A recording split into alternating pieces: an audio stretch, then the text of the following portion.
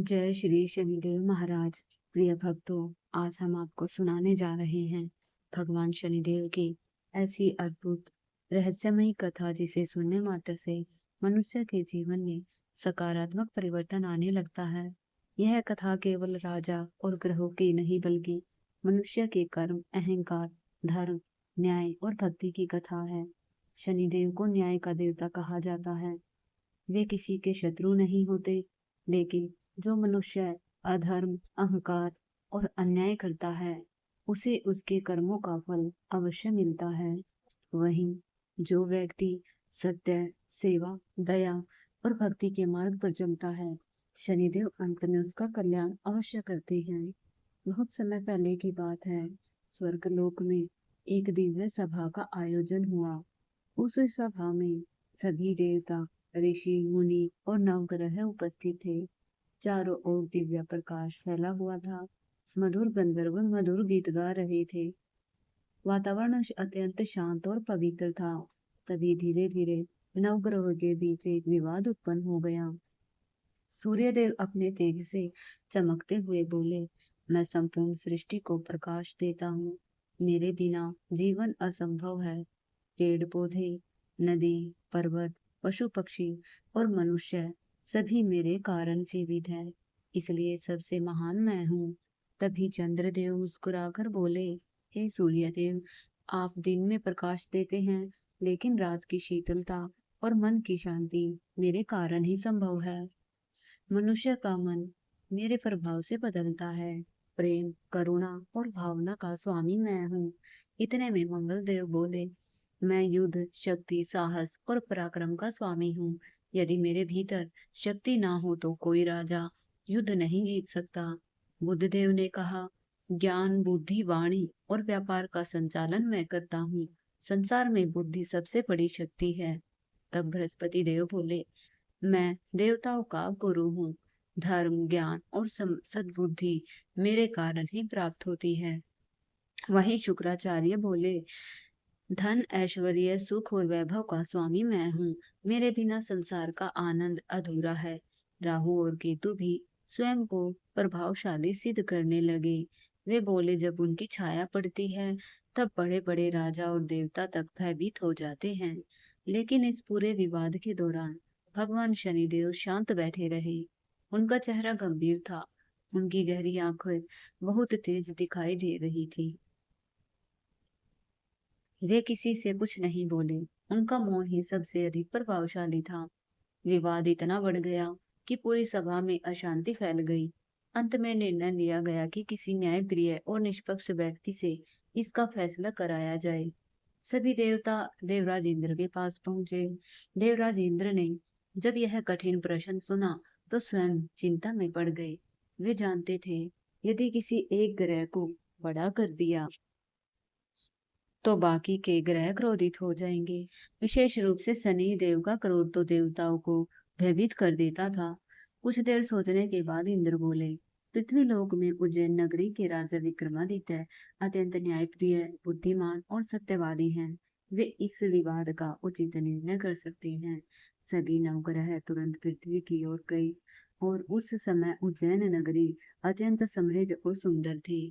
नगर के चारों ओर विशाल किले, ऊंचे मंदिर और सुंदर बाग बगीचे बने हुए थे। प्रजा सुखी थी। लोग धर्म कर्म में विश्वास रखते थे। राजा विक्रमादित्य प्रतिदिन प्रजा की समस्याएं सुनते और न्याय करते थे। एक दिन राजा अपने राज दरबार में बैठे थे। दरबार में मंत्री, सैनिक, विद्वान और संगीतकार उपस्थित थे। तभी अचानक आकाश से तेज प्रकाश फैला। पूरा महल दिव्य आभा से भर गया।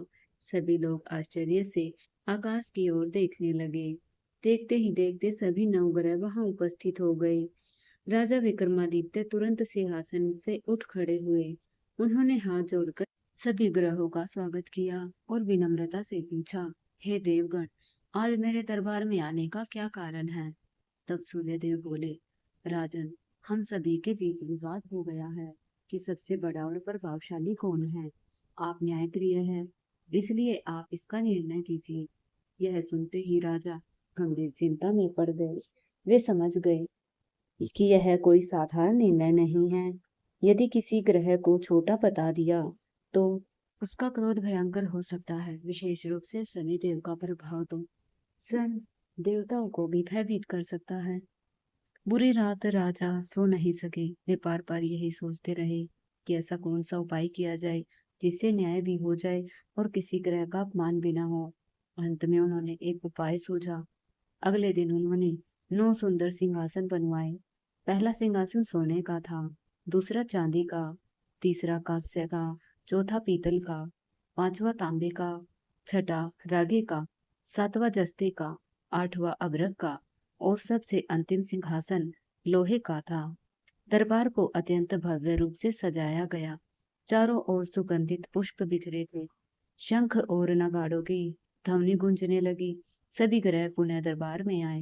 राजा ने हाथ जोड़कर कहा, हे देवगण, आप सभी अपनी इच्छा अनुसार इन सिंहासनों पर विराजमान हो। सभी ग्रह अपने अपने स्थान पर बैठ गए।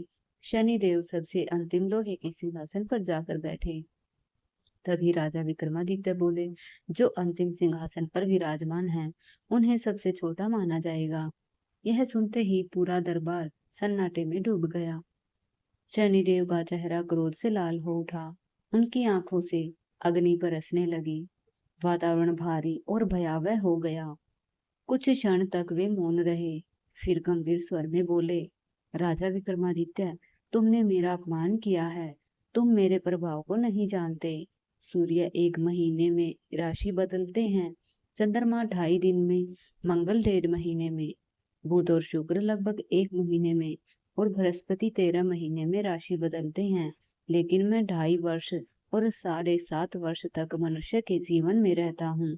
जब मेरी दृष्टि पड़ती है तब राजा भी भिखारी बन जाता है।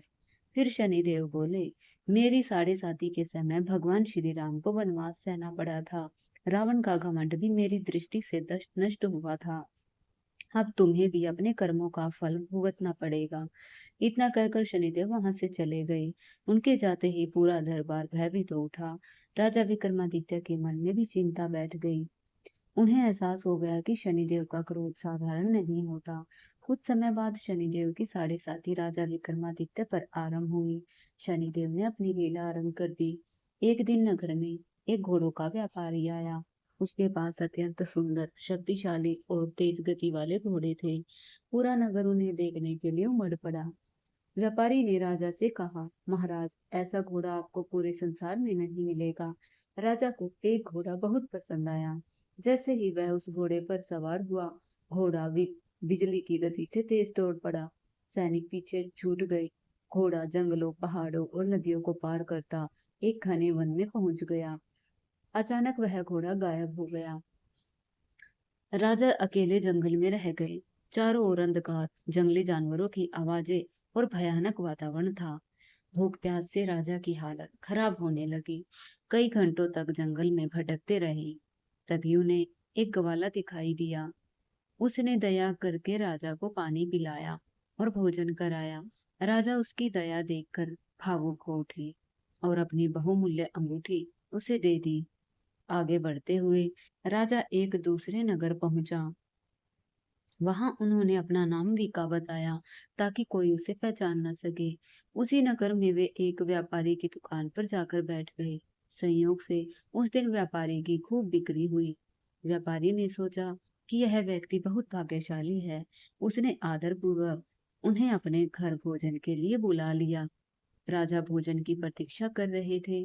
तभी उनकी नजर दीवार में लगी एक खूंटी पर पड़ी। उस खूंटी पर एक बहुमूल्य हार टंगा हुआ था। अचानक राजा ने देखा कि खूंटी धीरे धीरे उस हार को निगलने लगी। कुछ ही क्षणों में पूरा हार गायब हो गया। जब व्यापारी ने हार गायब देखा तो उसे संदेह हुआ कि विका नामक व्यक्ति ने हार चुरा लिया है। उसने तुरंत सैनिक बुलवाए और राजा ने लाख समझाया कि उन्होंने चोरी नहीं की, लेकिन शनिदेव की माया ऐसी थी, किसी ने विश्वास नहीं किया। राजा को दरबार में ले जाया गया। बिना किसी जांच के उसे चोर घोषित कर दिया। दंड स्वरूप उसके हाथ पैर कटवा दिए। महाराज विक्रमादित्य अब असहाय चौरंगिया बन गए थे। उन्हें नगर के बाहर फेंक दिया गया। वे दर्द से तड़पते रहे। तभी वहां से एक दयालु तेली गुजर रहा था। उसने राजा पर दया की और उन्हें अपने घर ले गया। राजा अब उसी के यहाँ पर रहने लगे। वे अपनी जीभ से आवाज निकालकर बैलों को हाँकते थे। समय बीतता गया। एक दिन वर्षा ऋतु आई। चारों ओर बादल छा गए। मोर नाचने लगे। ठंडी हवाएं बहने लगी। उसी समय राजा विक्रमादित्य ने अत्यंत मधुर और करुण स्वर में मल्हार राग गाना शुरू किया। उसी नगर की राजकुमारी मनभाविनी महल की खिड़की पर यह स्वर सुन रही थी। वह उस संगीत में इतनी डूब गई कि उनकी आंखों से आंसू बहने लगे। उसने निश्चय कर लिया कि वह उसी व्यक्ति से विवाह करेगी। जब उसे पता चला कि यह व्यक्ति हाथ पैर कटा हुआ चुरंगिया है, तब भी उसने अपना निर्णय नहीं बदला। अंततः राजा को विवश होकर अपनी पुत्री का विवाह उससे करना पड़ा। राजकुमारी ने पूरे प्रेम, श्रद्धा और सेवा भाव से अपने पति की सेवा की। उसने कभी उनकी अवस्था को देखकर दुख प्रकट नहीं किया। उनकी सेवा और समर्पण देखकर देवता भी प्रसन्न हो उठे। एक कुछ समय के बाद एक रात शनिदेव राजा विक्रमादित्य के स्वप्न में प्रकट हुए। अब उनका स्वर अत्यंत शांत था। वे बोले, राजन, क्या अब तुम्हें मेरे प्रभाव का अनुभव हुआ होगा। राजा की आंखों में आंसू बहने लगे। उन्होंने हाथ जोड़कर कहा, हे प्रभु, मुझसे भूल हो गई। मैंने आपके महत्व को नहीं पहचाना। कृपा करके मुझे क्षमा करें। शनिदेव प्रसन्न हो गए। उन्होंने कहा, राजन, तुम्हारा कष्ट समाप्त हुआ। तुमने धैर्य, विनम्रता और कर्म का महत्व समझ लिया। जो व्यक्ति श्रद्धा से मेरा व्रत करेगा, गरीबों की सहायता करेगा, पीपल वृक्ष की पूजा करेगा और जरूरतमंदों को दान देगा, उसके जीवन के कष्ट दूर हो जाएंगे। इतना कहते ही शनिदेव अदृश्य हो गए। अगले ही क्षण राजा के कटे हुए हाथ पैर पुनः ठीक हो गए। सुबह जब राजकुमारी ने यह देखा तो आश्चर्यचकित रह गई। राजा ने अपनी पूरी पहचान बताई। व्यापारी भी दौड़ता हुआ आया और उनके चरणों में गिर पड़ा। तभी वही खूंटी जिसने हार निगल लिया था, अचानक हार उगलने लगी। यह देखकर सभी लोग स्तब्ध रह गए और शनिदेव की महिमा का गुणगान करने लगे। राजा विक्रमादित्य अपनी रानियों के साथ उज्जैन लौट आए। पूरे नगर में दीप जलाए गए। उत्सव मनाया गया। राजा ने घोषणा की कि मनुष्य को कभी अहंकार नहीं करना चाहिए। न्याय के देवता हैं। वे हर व्यक्ति को उसके कर्मों का फल देते हैं। उस दिन से पूरे नगर में शनिवार व्रत, पीपल पूजा, दान और शनि देव की कथा सुनने की परंपरा बन गई। जो भी भक्त श्रद्धा और विश्वास से शनिवार व्रत कथा को सुनता या पढ़ता है, उसके जीवन से शनि दोष, साढ़े साथी और ढैया के कष्ट दूर हो जाते हैं। बोलिए जय श्री शनि महाराज। बहुत समय पहले की बात है। एक छोटे से गांव में एक ब्राह्मण अपने परिवार के साथ रहता था। उसका परिवार बड़ा था। पत्नी, दो छोटे बच्चे और वृद्ध माता पिता। ब्राह्मण स्वभाव से अत्यंत सरल, शांत और धार्मिक प्रवृत्ति का था। वह प्रतिदिन प्रातःकाल उठकर स्नान करता, भगवान का ध्यान करता और फिर छोटे से काम में लग जाता। गांव के लोग उसकी ईमानदारी और सच्चाई की बहुत प्रशंसा करते थे। कोई भी व्यक्ति यदि किसी समस्या में होता तो वह ब्राह्मण के पास सलाह लेने अवश्य आता। लेकिन इतनी अच्छाइयों के बावजूद उसके जीवन में एक बहुत बड़ी कमी थी। उसके घर में हमेशा गरीबी और अभाव का डेरा बना रहता था। ब्राह्मण दिन रात मेहनत करता, लेकिन मेहनत का फल कभी उसे ठीक प्रकार से नहीं मिल पाता था। कभी व्यापार में घाटा आ जाता तो कभी घर में अचानक कोई बीमारी आ जाती। कभी अनाज खत्म हो जाता तो कभी बच्चों के कपड़े फट जाते। अब उसकी पत्नी कई बार रात को भूखी सो जाती थी ताकि बच्चों को भरपेट भोजन मिल सके। धीरे धीरे घर की स्थिति इतनी खराब हो गई कि कई दिनों तक चूल्हा भी नहीं जला। फिर भी ब्राह्मण भगवान पर विश्वास रखता और कहता, जिस प्रभु ने जन्म दिया है वही हमारा पालन भी करेंगे। ब्राह्मणी अपने पति की परेशानी देखकर दुखी रहती थी। वह सोचती कि इतना अच्छा और धार्मिक व्यक्ति होने के बावजूद उनके जीवन में इतनी कठिनाइयां क्यों हैं।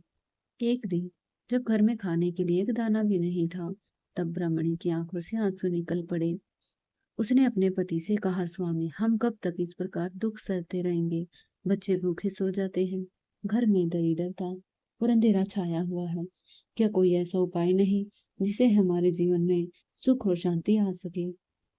ब्राह्मण ने गहरी सांस लेते हुए कहा, मैंने बहुत प्रयास किए हैं, कई लोगों से सलाह ली, पूजा पाठ किया, मेहनत की, लेकिन लगता है हमारे भाग्य में कठिन परीक्षा लिखी हुई है। मुझे लगता है कि हमारे ऊपर शनिदेव का प्रकोप है। जब तक उनकी कृपा नहीं होगी, तब तक हमारे जीवन से दुख दूर नहीं होंगे। ब्राह्मणी ने यह बात गंभीरता से सुनी और वह अत्यंत श्रद्धालु स्त्री थी। उसने मन ही मन निश्चय किया, चाहे कितनी भी कठिनाई क्यों न आए, वह पूरी श्रद्धा और नियम से शनिवार का व्रत करेगी और शनिदेव को प्रसन्न करेगी। अगले ही शनिवार से उसने व्रत आरंभ कर दिया। शनिवार की सुबह वह जल्दी उठी। उसने पूरे घर की सफाई की, स्नान किया और स्वच्छ वस्त्र धारण किए। घर के कोने में उसने भगवान शनिदेव का छोटा सा स्थान बनाया, सरसों के तेल का दीपक जलाया, काले तिल अर्पित किए और श्रद्धा से शनिदेव का स्मरण करने लगी। उसके पास अधिक धन नहीं था, फिर भी उसने अपने सामर्थ्य अनुसार पूजा की। उसने पूरे दिन उपवास रखा और शाम को शनि मंदिर जाकर पूजा अर्चना की। गांव के बाहर एक प्राचीन शनि मंदिर था। कहा जाता मां सच्चे मन से पूजा करने वालों की हर मनोकामना पूरी होती है। ब्राह्मणी हर शनिवार को वहां जाती, तेल चढ़ाती, दीपक जलाती और शनिदेव से प्रार्थना करती, हे प्रभु, हमारे जीवन के दुख दूर कर दीजिए, मेरे परिवार को सुख और शांति प्रदान कीजिए। धीरे धीरे कई सप्ताह बीत गए।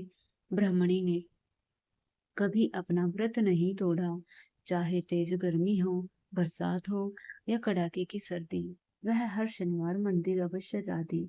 कई बार रास्ते में उसके पैर में कांटे भी चुभ जाते।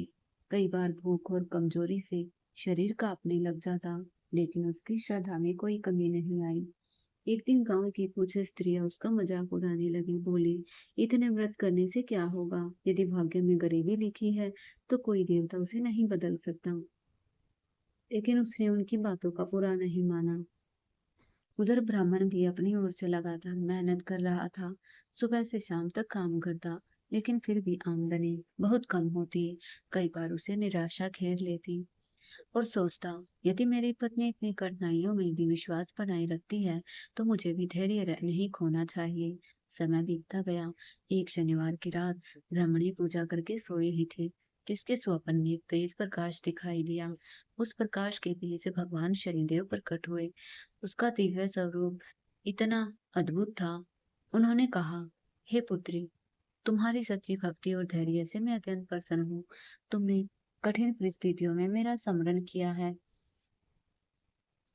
अब तुम्हारे जीवन के दुख समाप्त होंगे। ब्रह्मणी ने हाथ जोड़कर कहा, प्रभु, मुझे धन दौलत की इच्छा नहीं, बस मेरे परिवार को सुख और सम्मान मिल जाए, यही काफी है।